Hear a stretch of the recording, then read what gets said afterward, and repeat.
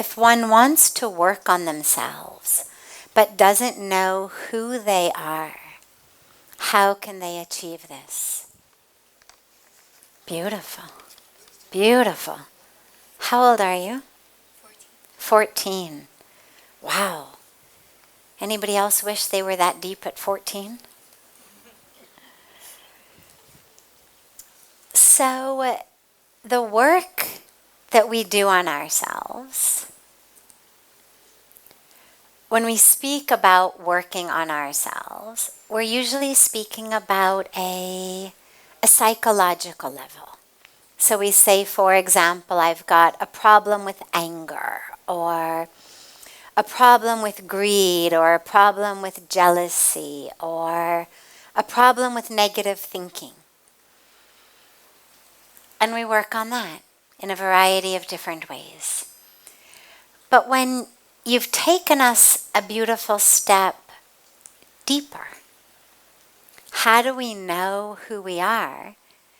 And if we don't know who we are, how can we work on ourselves? Well, the truth is, the deep core of who you are, that capital T truth of who you are, doesn't need any work. The capital T truth of who you are is perfect, divine, whole, full, complete. We have that beautiful mantra, right, in the Upanishads that we chant in the Arti, we chant it in our yagnas. The mantra that says Purnamada, Purnamidam, Purnat Purnamudachyate, Purnasya Purnamadaya, Purnameva Vashishyate.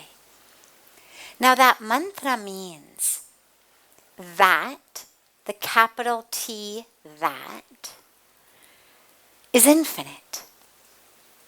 Infinite, whole, perfect. And this, which has been created out of that, is also, therefore, infinite, whole, complete, divine. It's like if I say to you mathematically, what's infinity minus 10? What's the answer? Infinity, right. What's infinity divided by 100? Great. What's infinity divided by 8 billion? So whether it's 100, whether it's 8 billion, whether it's 100 billion, whatever you divide infinity by, or whatever you minus from infinity, it's still infinity. That's the mathematical equivalent of this mantra. If God, the creator, the goddess, however we identify the divine, is infinite, which of course God is. If God weren't infinite, God wouldn't be God. It's sort of part of the definition. If God only lived here or there, then God would be like one of us, not God. So by nature and by definition, God is infinite. We've been created of God, which means whether you take it spiritually or you take it mathematically, that we are also infinite, that we are also divine, that we are also full and whole. So that's the truth of who you are. And that doesn't need any work at all. That truth is perfect. The problem is that we don't know who we are, as you said so beautifully. And when we don't know who we are, we identify as the bodies. Because that's how people treat us. They say, oh, you are so pretty. Oh, you are so tall. Oh, you are really fat or skinny or macho or fair-skinned or dark-skinned or whatever. That's how people identify us. Oh, you're the smart one. Oh, you're the athlete. Oh, you're the president of the company. Oh, this is how people treat us. And when we don't know who we are, we take our identities based on how people treat us. Based on what our body is like, the size, the shape, the color, how that size, shape, color compares to what the current fad is, what the current models are of beauty or success. And so we suffer. We suffer. Because you can never be, as they say, rich enough, beautiful enough, successful enough. And we see it. We see it in our lives. Doesn't matter how much we have, we always want more. There's always some level of feeling like we're not enough. And so this is where we use our spiritual practice to remember who we are on that core level. But then once we know that, the tragedy is, or maybe it's not a tragedy, maybe it's just an opportunity. The opportunity is that even knowing that on a deep spiritual level, we still have these psychological levels to work with. Just knowing that I'm one with God doesn't necessarily automatically make me anger-free. There's a lot of people in a lot of meditation workshops all over the world chanting Aham Brahmasmi, So hum, I am God, I am one with God, I am that. And then walking out, yelling at each other. S.N. Goenkaji, who was the founder of Vipassana meditation, I remember listening to him give a talk maybe 20 years ago. And he said, it's amazing because we do this spiritual practice of meditation. It gives us this deep, deep, powerful experience of who we are. But it doesn't in and of itself free us of the games of the mind. And he said so many times at the end of these 10-day silent Vipassana meditation retreats, people would feel like, yeah, I'm there, I'm so there, I'm one with the universe. And they'd walk out, and the first thing you'd hear people say is, what the hell happened to my shoes? Where are my shoes? Who took my shoes? So we have an opportunity, in addition to our deep spiritual work, to also work on our psyche. Because it's not the core of who you are that needs work. It's your psyche. It's the patterns. No problem. Kind of notes are good, new questions are good, but I want to make sure that you hear this, because you're at an age. I mean, we're all at an age, but teenage years especially are ages where we feel so insecure. We feel so much like there's so much work to be done. From the pimple on my nose, right, to my hair, not that you have one, but when I was that age, no, I promise you don't, but when I was that age, that was always the issue, was the pimple on my nose. To what my hair looks like, to my friends, to my grades, to my weight, to my clothes. The whole thing. We're so insecure.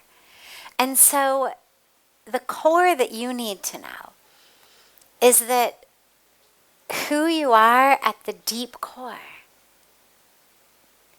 is perfect. Absolutely perfect. Full, whole, infinite, divine. And we have psyches. And these psyches are born out of lifetimes of karmic cycles. They're born out of what we call sanskaras, or patterns. They're born out of experiences that happen in our childhood. They're born out of the teachings and experience that we get from our parents, from our education, from our culture. And those things tend to not always keep reminding us how full and perfect and divine we are. They tend to tell us over and over again that we're not smart enough, successful enough, attractive enough. Constantly. That we're not doing well enough, whether in school, whether in life, whether socially. And that tends to lead to ignorance. It also then tends to lead to greed, because obviously I want more.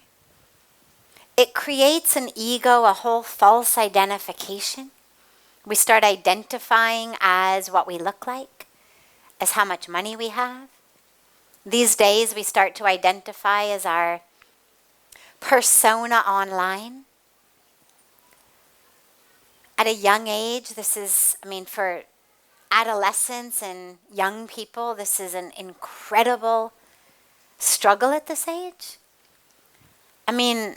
Most of us had enough trouble figuring out who we are in just this body. But now young people have to not only figure out who they really are, but they have to curate a whole other identity for online. I can't even imagine what that must be like. And so there's so much struggle. But regardless of the size, the shape, the money, the grades, the skills, the abilities, regardless of any of that, who you are is divine. And you probably have this beautiful opportunity to look at yourself and say, maybe I get angry too much, or maybe I take things too personally, or maybe I find myself competing with others too much. And these are just examples, not actually about you. These are just examples about all of us.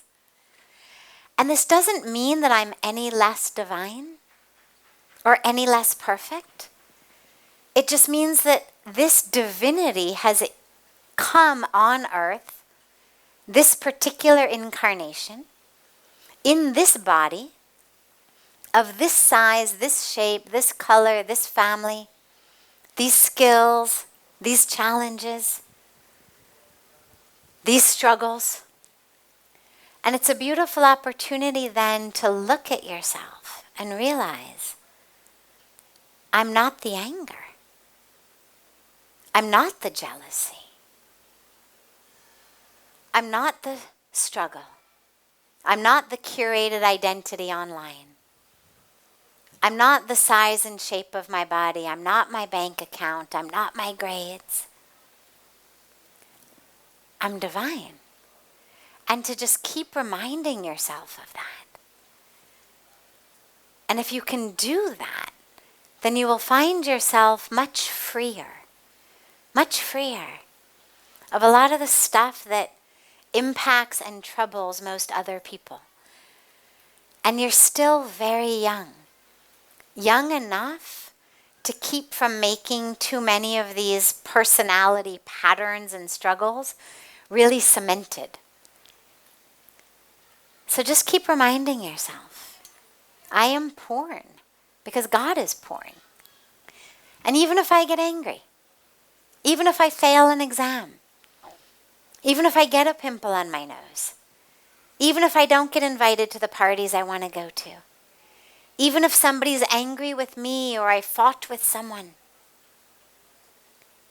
that's on this very superficial level of my psyche drama. I'm still divine. I'm still whole, I'm still full. And this psyche stuff, I can take care of it.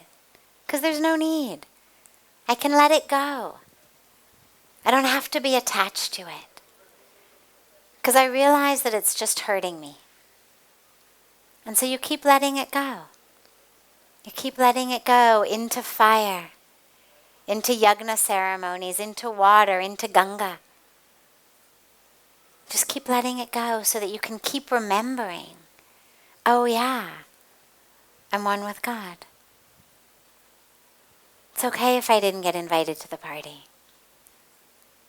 I'm still whole and full and complete and divine. And just keep remembering that.